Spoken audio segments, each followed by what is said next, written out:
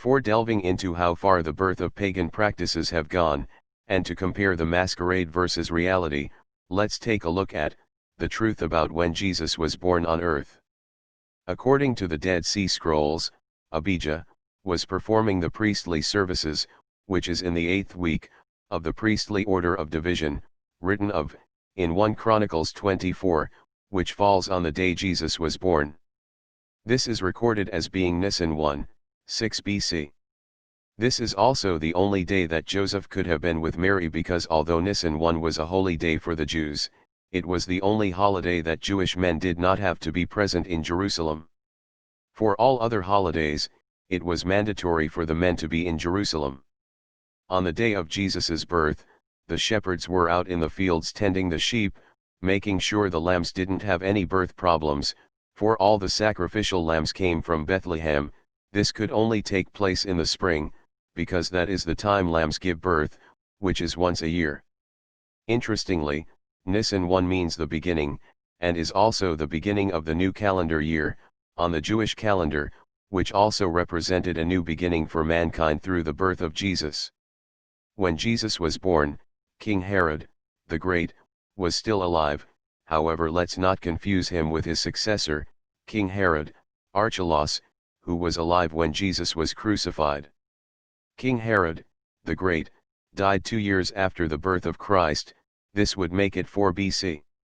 Therefore, Jesus could not have been born after King Herod's death, for he was the one who ordered that every male child born under 2 years old be killed in efforts to stop the King of the Jews from living. Jesus was born in Bethlehem, where all the lambs were held for the temple sacrifice. Jesus was truly born as a lamb, as God promised. According to the Hebrew calendar, which has 360 days per year, Jesus was born on Nisan 1, 6 BC. Calculating backward using the Gregorian calendar, which has 365 days per year, we discover that Jesus was born on March 20, 6 BC. Now this is not to say that Jesus' birthday falls on the 20th of March every year. Due to a 5-day difference between calendars, the day will change from year to year, as the Passover does from year to year, even though it is celebrated Nisan 14. There you have it, Jesus was born Nisan 1, 6 BC or March 20, 6 BC on the Gregorian calendar. In the matter of whether to celebrate these pagan holiday or not, 1 Corinthians 8 verse 7-9, echoes this idea. It says, "Howbeit there is not in every man that knowledge, for some with conscience of the idol unto this hour eat it as a thing offered unto an idol, and their conscience being weak is defiled. But meat commendeth us not to God, for neither, if we eat, are we the better, neither, if we eat not, are we the worse. But take heed lest by any means this liberty of yours become a stumbling block to them that are weak." At 1 Corinthians 10 verse 23-33, Paul speaks about meat sacrificed to idols, that was then later sold in the meat market. The question arose, should a Christian eat such meat? Paul answers the question in verse 25, when he said, "Eat anything that is sold in the meat market, without asking questions, for conscience sake." Paul said that it was okay to eat the meat. Further in verses 28-29 he says, "But if anyone should say to you, this is meat sacrificed to idols, do not eat it, for the sake of the one who informed you, and for conscience sake, I mean not your own conscience, but the other man's, for why is my freedom judged by another's conscience?" Paul is saying, that if you are with someone who might be negatively affected, by you eating meat that was sacrificed to idols, then don't eat it, not because of you, but because of the other person. In other words, eating that meat won't affect you. This suggests that Christmas is up to the conviction of the Christian. He is free to celebrate it. He is also free not to celebrate it. But, do not judge other Christians who celebrate it, or don't celebrate it, since they are free to act according to their conscience in this matter. You are probably and completely unaware of the fact that the two biggest holidays for Christians, Christmas and Easter, are based on King Nimrod's Babylonian, mystery religion. For Nimrod started the great organized apostasy, that has dominated this world to this day. Semiramis propagated the evil doctrine of the survival of Nimrod as a spirit being. She claimed a full-grown evergreen tree sprang overnight from a dead tree stump, which symbolized the springing forth unto new life of the dead, Nimrod. On each anniversary of his birth, she claimed, Nimrod would visit the evergreen tree and leave gifts upon it. December 25th was the birthday of Nimrod. This is the true origin of the Christmas tree. Source: Edward Stevens's Easter and Christmas Paganism 2000 BC, to date. Now, let's unveil the hero of Christmas, Santa. The real reason Santa is magical, and can transform himself into fire, to go up and down the chimney, is because he is meant to be a modern-day representation of the sun god, King Nimrod. From ancient times, fire is viewed as the earthly representation of the sun. Nimrod is the one who for thousands of years has everything to do with the evergreen tree, and along with presents left for his followers. Santa is just a modernized version of Nimrod. The red-colored suit Santa wears, anagram for Satan, is representative of fire, which of course is ultimately representative of the sun god, King Nimrod. This is where the Christmas colors of red and green come from. Red equals fire, which is Nimrod as the sun, while green equals Tammuz, as the evergreen tree. This is the same Santa who is full of magic, can see you when you're sleeping, knows when you're awake, etc. He also has a list of those who are either in his favor, or not. All this has to do with what is called the all-seeing eye, which is one of the favorite symbols of the Great Plan promoters. Santa is also sometimes referred to as Saint Nick. Another name for Lucifer or Satan is Old Nick.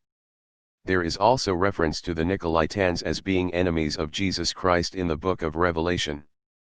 Is it a coincidence that Santa is also known as Saint Nick?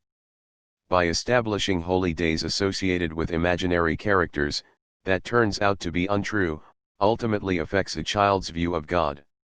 Once they realize that they have been deceived, it is difficult for them to believe in an invisible being that they are unable to see, but expected to believe he exists.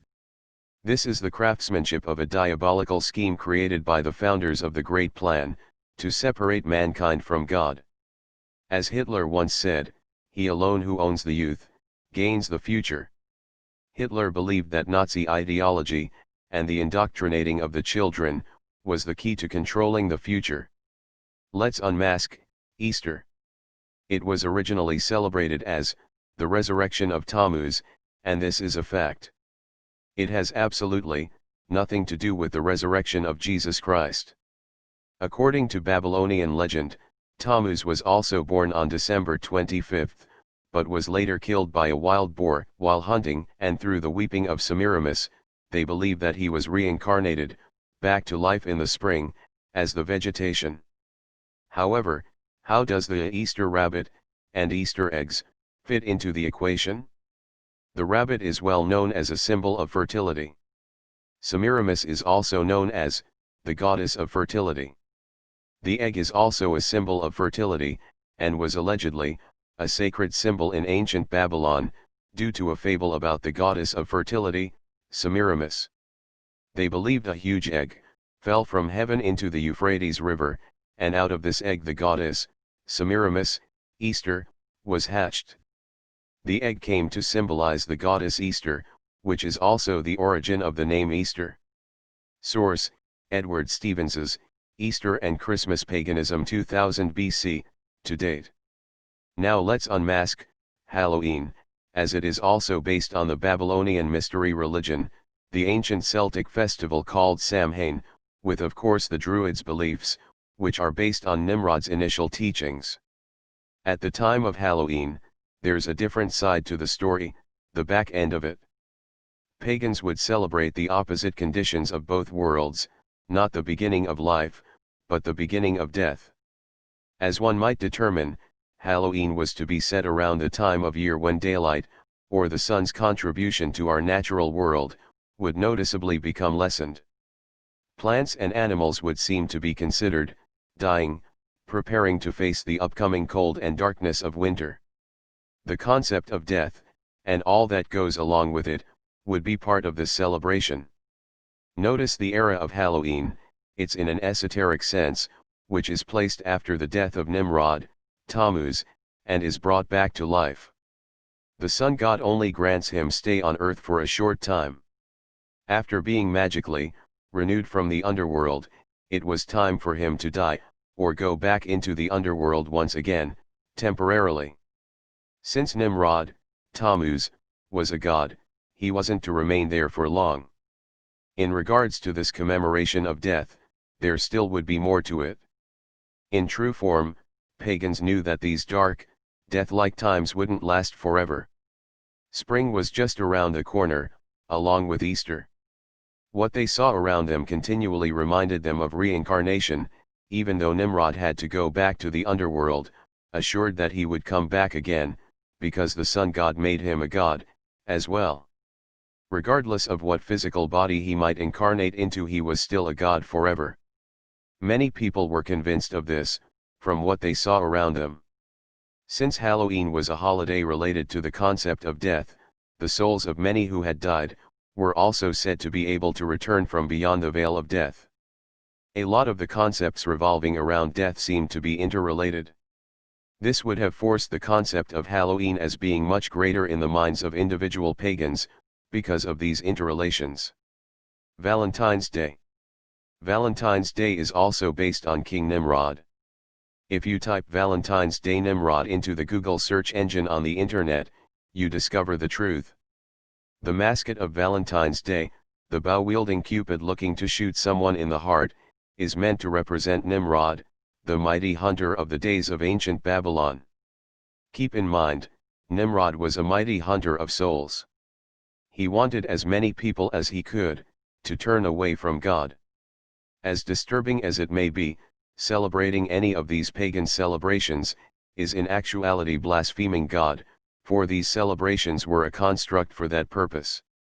Before jumping to conclusions, remember, are you consciously worshipping a false god? Is this your intention? Personally, it is my understanding, just as the Apostle Paul wrote, regarding the meat sacrificed to idols, did you offer the meat as a sacrifice to an idol? Similarly, Christians are not worshipping the origins or any other false gods, nor are they bowing down to an idol. I further understand that if someone believes in a pagan religion, unknowingly, and they are intentionally following these pagan practices, caution should be exercised.